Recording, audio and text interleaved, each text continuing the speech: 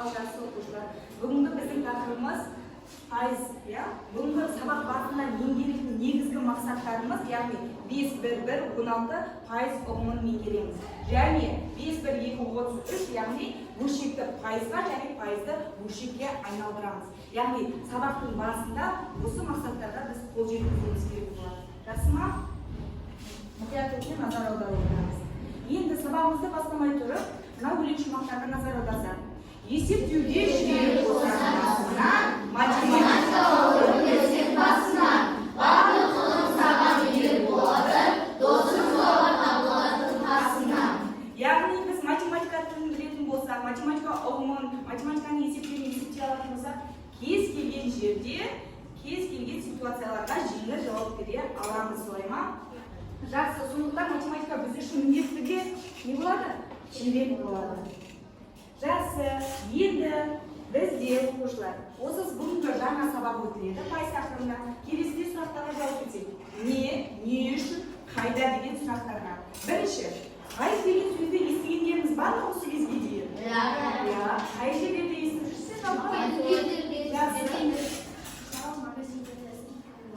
Скидка болатын кезде жақсы.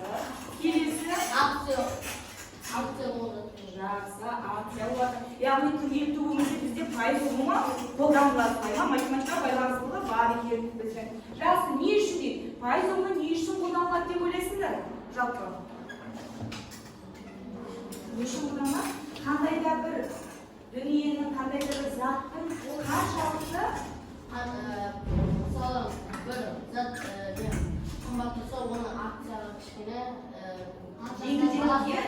бағамен сатылады, сойма? Немесе бізде ол акция, немесе тағы да басқаларда қолданыла бермейді, яғни тамақтың өнімдерінде де қолданылады ғой, қанша пайыз қосылғаны туралы сыртын қарасаңыздар, оқысаңыздар, қосылған кезде майлылығы 0,5% деп беріледі ғой пайыз деп. Яғни сол уақытта біздің жеген тамағымызды да пайызбен қосылғанымыз керек болады екен.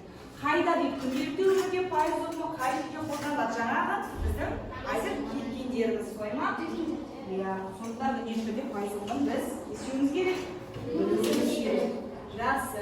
Енді оқушылар, жалпы бізде жалпы айтқанда 100% дейді. Яғни пайызды процент деп жатаймыз, иә?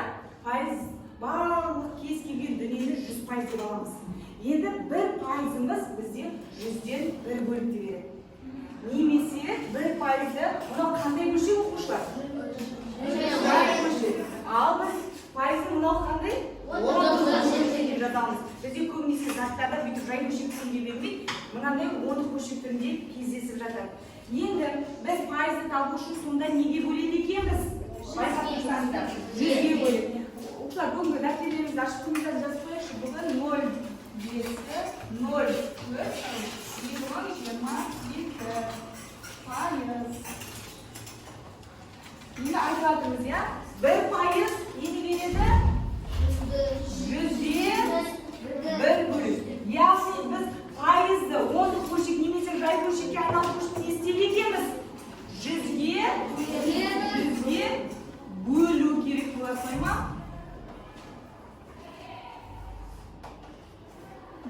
Пайыз табу үшін. Ал біз, яғни 20%-дің жазылуы, пайыздың жазылуын ұғымын білеміз ғой, иә? Негізі жазылуы. Мысалы, мен 20% дегенді естеріңізде болмаса, бір жазып қоямыз ғой ма? Бізде қалай жазылады? 20. Яғни, мынау бізде пайыз несі белгісі болып табылады. Яғни біз кез келген дүниенің, кез келген санның пайызын 10 бөлшектерге немесе жай бөлшектерге табу үшін 100-ге бөледі екенбіз. Жақсы. Енді мына суретке назар аударсақ оқушылар. Мына жерде жалпы неше бөлікке бөлінген мынау? 100 бөлік. Неше бөлігі боялған? 9. Онда неше, қалай бөлігі неше бөлігі боялған десеңізші? 100-де 9 бөлігі боялған. Онда бұл неше пайызы боялған болып есептеледі? 9%, ал боялмаған бөлігі? Яғни барлығы бізде 100% пайызымен боялған. Азайта қоямыз, сонда бізде 91% шығады екен, иә? Жақсы, енді ережелерге назар аударайық.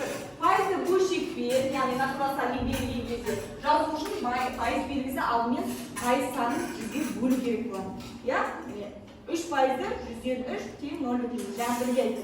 Ал егер бөлшекті пайызбен жазу үшін онда не істейді екенбіз біз? 100-ге көбейтеміз. Мысалы ретінде бізде 0 бүтін неше берген? 0 бүтін 4 берген. Бұл қандай бөлшек оқушылар? 0 бүтін 4-ті пайыз жазу үшін не істеймін? 100 пайызға көбейтеміз. Неше болады? 40 болады. Яғни неше 0 болса, өзіміз онша онға қарай 40 пайыз. Түсінікті қоя бұл мысал басындағы. Жеңіл тақырыптар, я?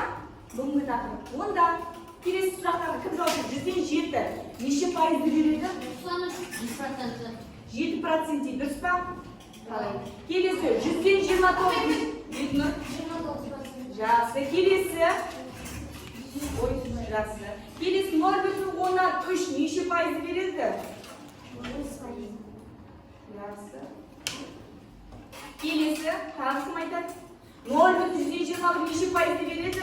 Максим неше пайызды береді? 210-ға оқушылар? 100-ге көбейтеміз. 3,7 неше пайызды береді? 370 жақсы. 0,1043 неше пайызды береді? 43 пайыз.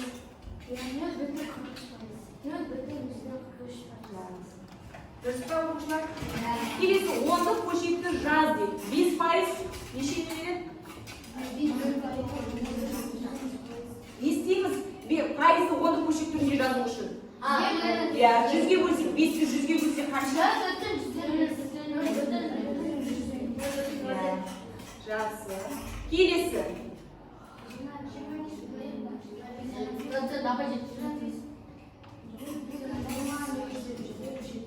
Қандай ел? Неше? Жақсы. Осы экранға шыға қойыңыздар. Сіз шыға қойыңыз бірінші қатар 5 пайызға алғашқы үшінші қатарға шығара қойыңыз. Келесі үшінші сіз шығара қойыңыз. Сіздер шығара қойыңыз.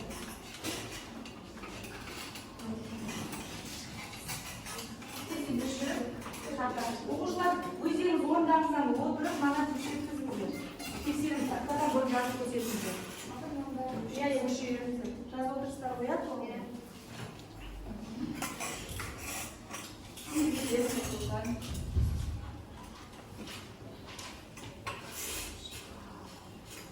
ортасынан біреу қойыңыз.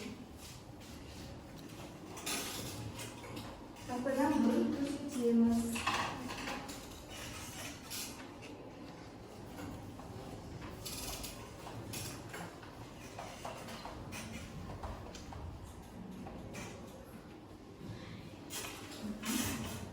Не істейміз? 10-ды көшетті. Қай 10-ды көшеттеріне жазу үшін пайызды. Кім біледі? Есейтеді.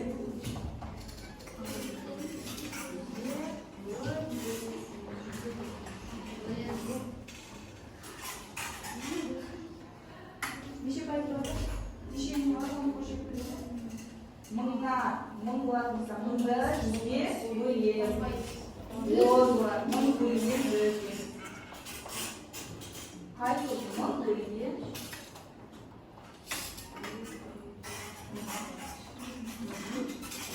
Неше болады?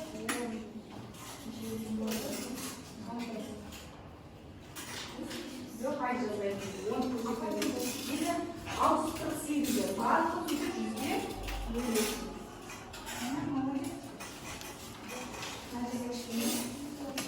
Отырамыз, я орнатқан тезірек.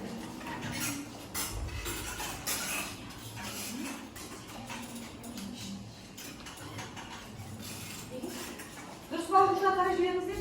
Иә, дұрыс.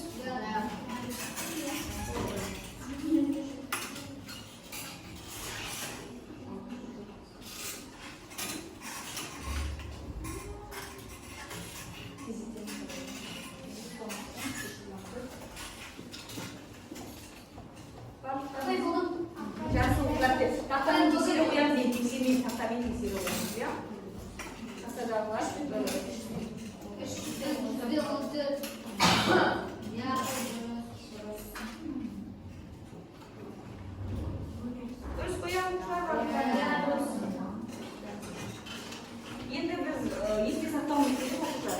100% бір бөлікті береді, барлық бөлікті бір бөлікке неше деп аламыз дедік? 100 деп аламыз. 50% нені береді сонда бізде? Яғни кез келген затты нені жартысын береді, ма? Ал 25% төрттен бір бөлігін береді. 75% үш бөлігін береді, ма? 200% 20% бестен бір, 10% оннан бір, 5% жақсы оқушылар, енді осы қатар бойынша топпен жұмыс жасай қояйық, иә? Мен сіздерге қазір парақ таратамын, иә? Енді парақ таратамын және қималарды ортаға барлықтарыңыз бірге жағдай қойыңыздар, бірлесіп, иә? Және оған қималар таратамын. Бұларды сәйкестіріп жабыстырасыздар, бір-бірінің астына жабыстырам. Дөңгелек берілген, сол дөңгелектерді және жай өлшектерге жазасыздар.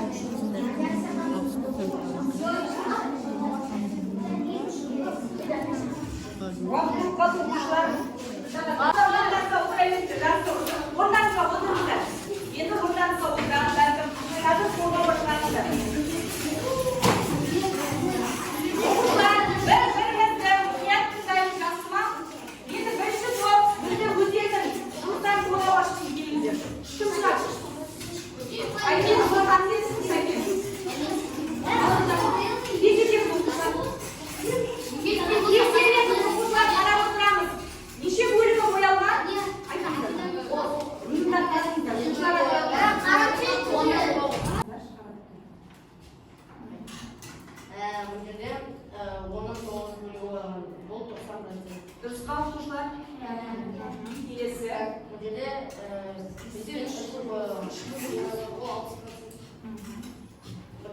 Алттан бір бөлігі ойылған. Оқушылар толық балды алып тұрма ғой. Берген тапсырма бойынша, дискрипtor бойынша. Жай өлшектеріне жазды, боялған бөлікпіне және пайызды анықтады. Жақсы. Оқушылардың барлығы қатысты ма? Топпен жұмыс барысында? Жазып отырам. Келесі екінші топ. Эленора мен шығады. Морен.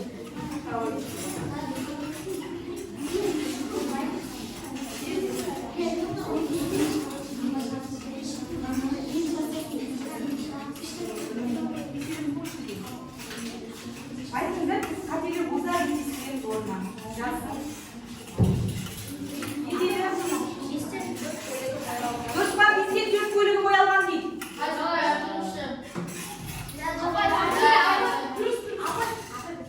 Бестен 4 бөлігі, 1, 2, 3, 4, 5 бөлігі olacak. 4 бөлігі боялған. Неше пайызы береді ол?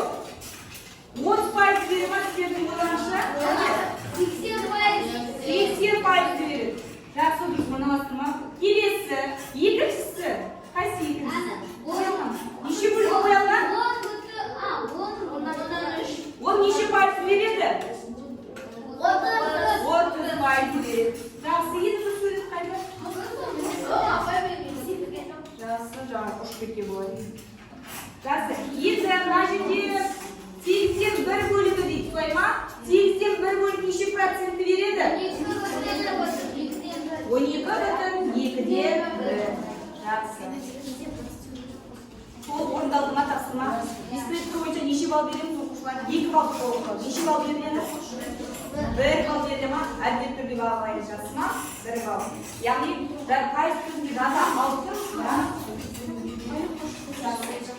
Келесі үшінші Бекнұр және Мадина. Шыға қойыңыз.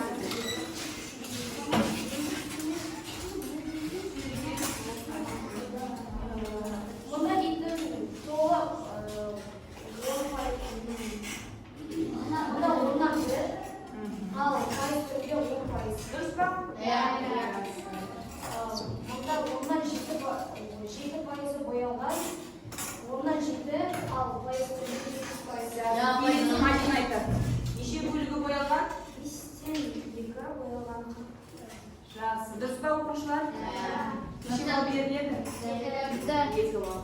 Жақсы. Отыра қойыңыздар. 2 балл. Үй тапсырмасының барлығы орынды бағалануда. Оқушылар, тақырып базы бойынша сұрақтар бар ма? Жақсы.